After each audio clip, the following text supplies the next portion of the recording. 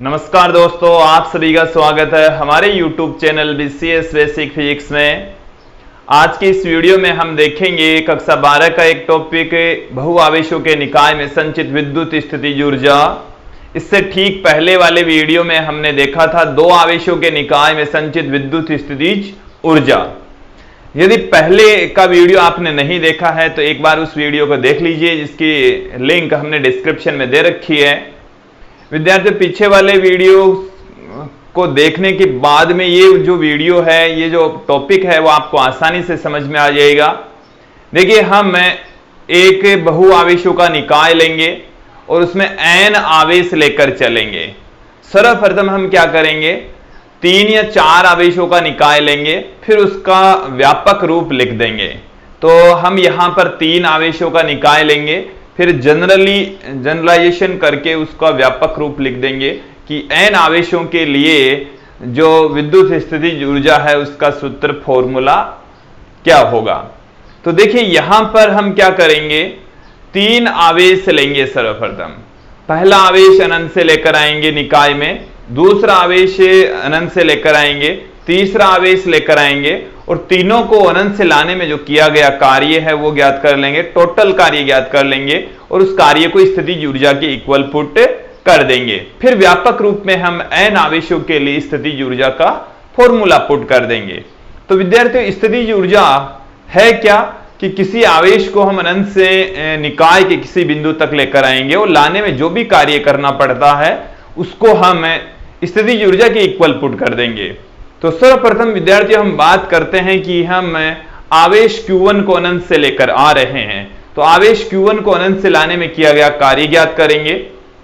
देखिए विद्यार्थियों, आवेश Q1 को हम जब अनंत से लेकर आएंगे तो यहां पर पहले से कोई आवेश मौजूद नहीं है। पहले से कोई आवेश मौजूद नहीं है, पहले से आवेश मौजूद नहीं है, इसका अर्थ यह है कि आवेश Q1 को अनंत से लाने में कोई कार्य नहीं करना पड़ेगा, क्योंकि पहले से आवेश मौजूद नहीं है, कोई विद्युत क्षेत्र उत्पन्न नहीं हो रहा, विद्युत विभव भी नहीं लग रहा, तो आवेश को प्रतिकर्षण बल के विरुद्ध कार्य नहीं करना पड़ रहा है। इसलिए आवेश Q1 को अनंत से निकाय के किसी बिंदु तक लाने में जो किया गया कार्य है वो शून्य होगा।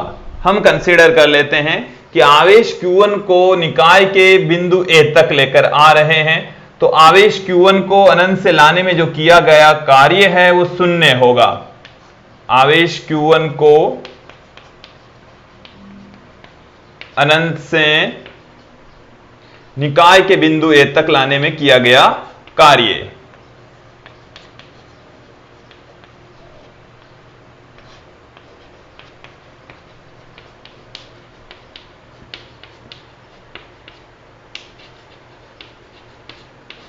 किया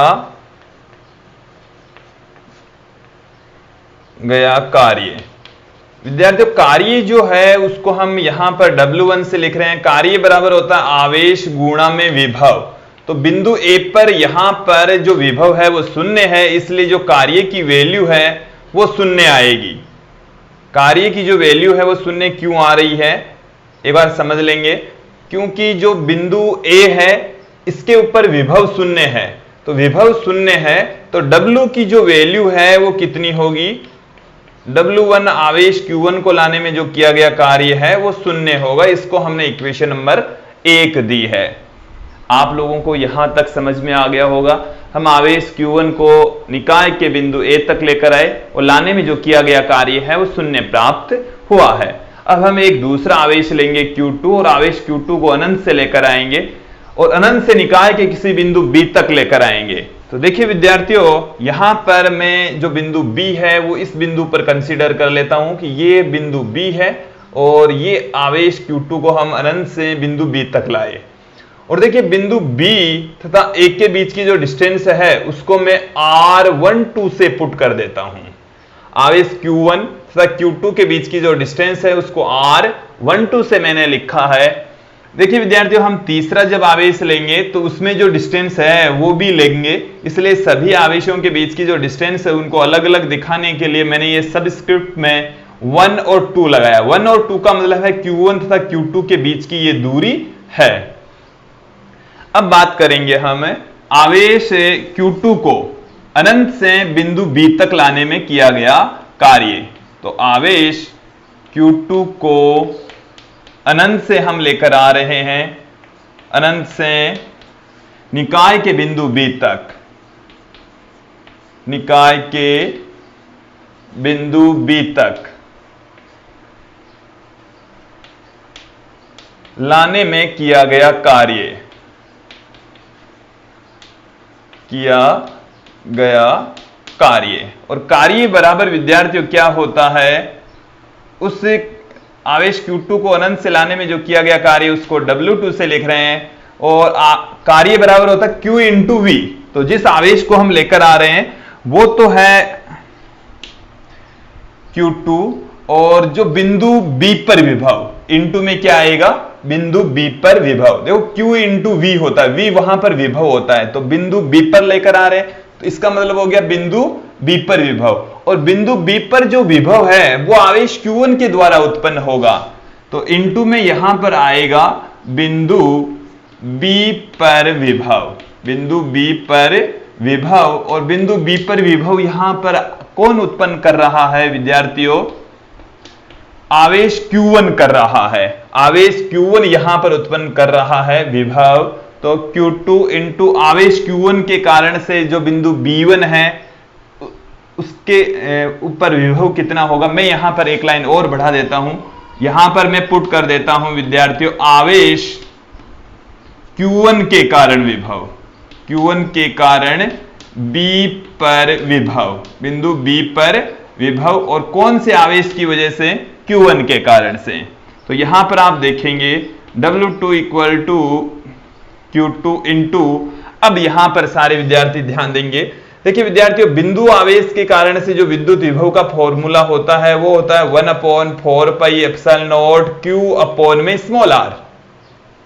ये फॉर्मूला है बिंदु आवेश के कारण से विद्युत विभव का। और यहां पर ही जो आवेश Q1 है वो बिंदु आवेश की भांति काम कर रहा है, तो इसकी वजह से बिंदु B पर जो विद्युत विभव है वो हो जाएगा 1/4πε0 Q1 बट्टे में R12। दोनों आवेशों के बीच की जो डिस्टेंस है उसको हम R12 से पुट कर रहे हैं। तो W2 की जो वैल्यू है हमारे पास में विद्यार्थियों आ गई है 1/4πε0 Q1 into Q2 upon R12। ये हमारे पास में वैल्यू आ गई है। आवेश Q2 को अनंत से निकाय के किसी बिंदु B तक लाने में किया गया कार्य। आप लोगों को यहां तक समझ में आ गया होगा। अब हम तीसरा आवेश लेंगे Q3, और आवेश Q3 को हम अनंत से निकाय के किसी बिंदु C तक लेकर आएंगे। जैसे हम ये कंसीडर कर लें कि यहां पर बिंदु C है और हम आवेश Q3 को अनंत से बिंदु C तक लेकर आ रहे हैं। यहां से इन दोनों आवेशों के बीच की जो डिस्टेंस है Q1 तथा Q3 के बीच की डिस्टेंस को हम R13 से पुट कर देते हैं, तथा आवेश Q2 तथा Q3 के बीच की डिस्टेंस को R23 से पुट कर देते हैं। यहां तक आप लोगों को समझ में आ गया होगा। अब देखिए विद्यार्थी, हम आवेश Q3 को अनंत से निकाय के किसी बिंदु C तक लाने में किया गया कार्य देखेंगे। तो मैं यहां पर पुट कर रहा हूं, आवेश Q3 को अनंत से निकाय के बिंदु B तक लाने में किया गया कार्य। निकाय के बिंदु B तक लाने में किया गया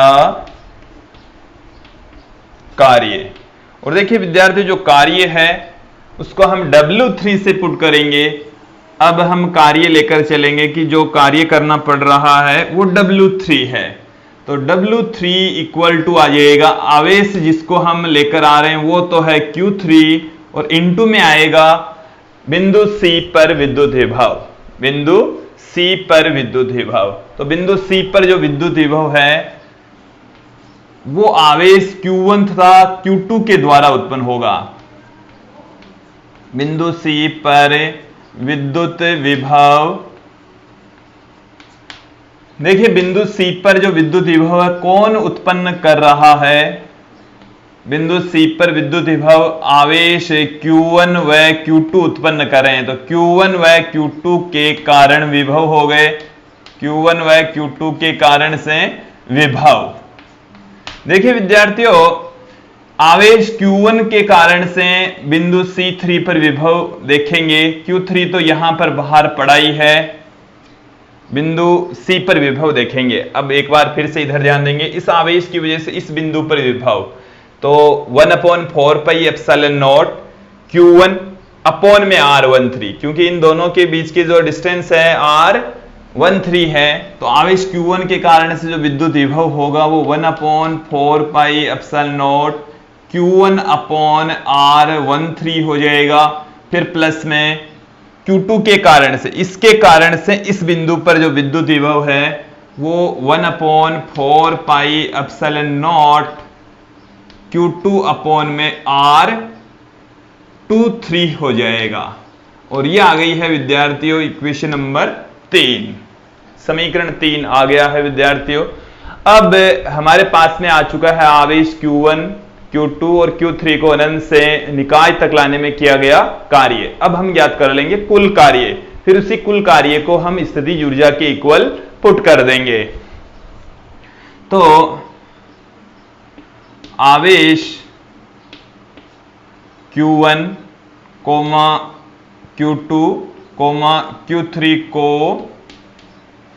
अनंत से निकाय तक लाने में किया गया कार्य, अनंत से निकाय तक लाने में किया गया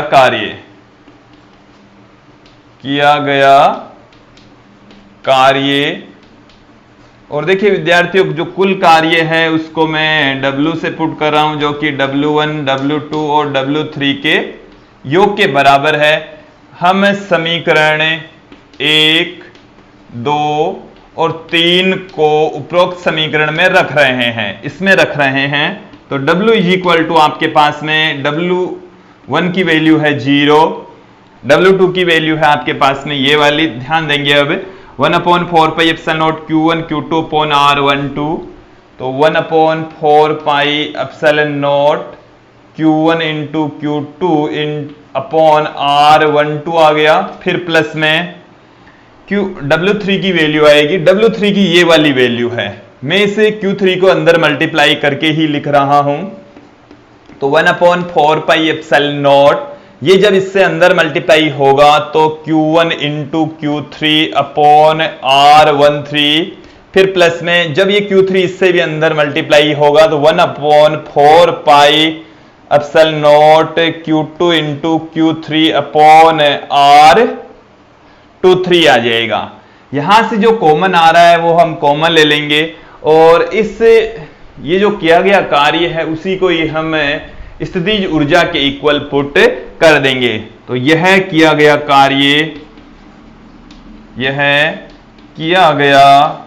कार्य निकाय में विद्युत स्थितिज ऊर्जा के रूप में संचित हो जाता है, विद्युत स्थितिज ऊर्जा के रूप में संचित हो जाएगा।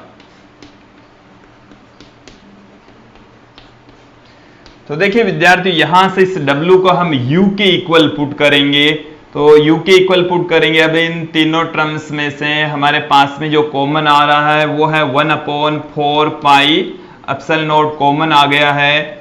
यहां पर शेष रह गया है Q1 into Q2 upon R12, फिर प्लस में Q1 into Q3 upon R13, फिर प्लस में Q2 into Q3 upon R23। ये हमारे पास में स्थितिज ऊर्जा का फॉर्मूला आ गया है, 3 आवेशों के निकाय में संचित स्थितिज ऊर्जा। देखिए विद्यार्थी, इस स्थितिज ऊर्जा को हम समेशन के रूप में लिखेंगे, फिर हम n आवेशों के लिए स्थितिज ऊर्जा पुट कर देंगे। दोस्तों अब ये वाली जो राशि है उसको हम समेशन के रूप में पुट करेंगे। देखिए समेशन के रूप में लिखने के लिए मैं देखो किस प्रकार से लिख रहा हूं। u इज इक्वल टू हम पुट कर रहे हैं 1/4 pi epsilon not summation i is equal to 1 to 3। i की वैल्यू हम 1 से लेकर 3 तक ले रहे हैं। j की वैल्यू भी हम लेंगे 1 से लेकर 3 तक ही, लेकिन i और j को दोनों को इक्वल नहीं लेंगे। मैं इसको इस तरीके से पुट कर देता हूं कि i और j दोनों की वैल्यु 1 से है, लेकिन i not equal to j है। 3 तक ले जा रहे हैं हम qi into qj upon rij। देखिए विद्यार्थी एक बार इसको समझ लेंगे।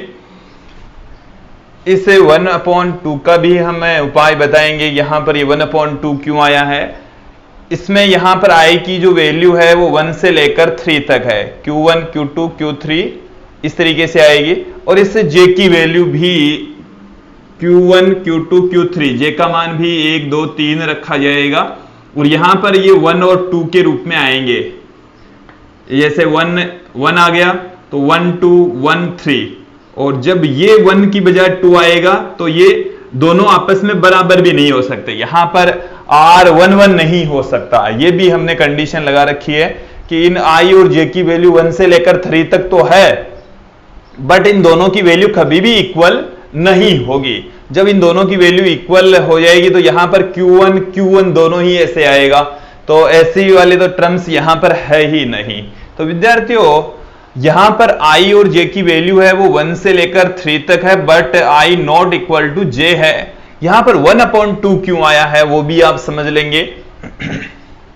देखिए विद्यार्थियों जैसे हम i की वैल्यू पुट करें, i की वैल्यू 1 पुट करें और j की वैल्यू हम एक तो 2 पुट कर सकते हैं और j की वैल्यू 3 पुट कर सकते हैं। तो यहां से जब i की वैल्यू 1 और 2 है तब हमारे पास में एक पद आएगा q1 q2 अपॉन r12। मैं 1/4 पे एप्सिलॉन नॉट को तो बाहर हमने रखा ही है। यहां से जो वैल्यू मैं पुट कर रहा हूं उसकी वैल्यू हमने आपको बताई है q1 q2 अपॉन r12। फिर देखिए विद्यार्थियों जब i की वैल्यू है वो आ गई आपके पास में 2, तो यहां पर j की वैल्यू 1 हो सकती है, j की वैल्यू 3 भी हो सकती है। मैक्सिमम यहां तक ही इसकी वैल्यू हो सकती है। तो यहां पर देखिए पहले i, और मैं एक बार i की तीसरी वाली वैल्यू भी पुट कर देता हूं। i बराबर जब 3 होगा तो j बराबर 1 होगा, j बराबर 2 भी हो सकता है। तो देखिए i के साथ में इन दोनों का एक पद हो जाएगा, इन दोनों का एक पद हो जाएगा। फिर इस तरीके से ये जो पदों की संख्या है वो 6 आएगी। पहला पद आएगा i बराबर 1 और j बराबर 2 के लिए q1 q2 अपॉन r12। एक बार आप इधर ही ध्यान देंगे, ये 1/2 क्यों आया है उसको मैं समझा रहा हूं यहां पर कि जब i की वैल्यू 1 और j की वैल्यू 2 लेंगे तो q1 q2 अपॉन r12 आएगा। i की वैल्यू 1 और j की वैल्यू 3 लेंगे तब आएगा आपके पास में q1 q3 अपॉन r13। फिर i की वैल्यू 2 और j की वैल्यू 1 लें तो q2 q1 अपॉन r21। फिर इन दोनों को हम लें तो q2 q3 अपॉन r23। फिर इन दोनों को यदि एक साथ में लें तो q3 q1 r31। फिर इन दोनों को एक साथ में लें तो आ जाएगा हमारे पास में q3 q2 अपॉन r32। यहां पर देखिए विद्यार्थियों जो टर्म्स हैं वो आ रही है 6 पद आ रहे हैं, जबकि यहां पर हमारे पास में थे 3, तो 6 पद आ रहे हैं और जबकि आने चाहिए थे 3। अब इनमें भी देखेंगे कि 2 पद सेम है। यहां पर ये वाला जो पद है वो इस पद के बराबर ही है, q1 इंटू q2, यहां पर q2 इंटू q1 आगे पीछे लिखा हुआ है और गुणा में कोई फर्क नहीं पड़ता। 3 गुणा 4 बराबर होता है 4 गुणा 3 के। तो यहां पर ये दोनों जो पद हैं वो सेम है। यहां पर r12 आवेश q1 और q2 के बीच की डिस्टेंस है, r21 का मतलब भी q2 और q1 के बीच की डिस्टेंस ही है। तो ये दोनों पद हैं वो एक ही पद आना चाहिए, जबकि 2 आ रहे हैं। तो 2 का 1 करने के लिए हमने यहां पर 2 का भाग लगा दिया।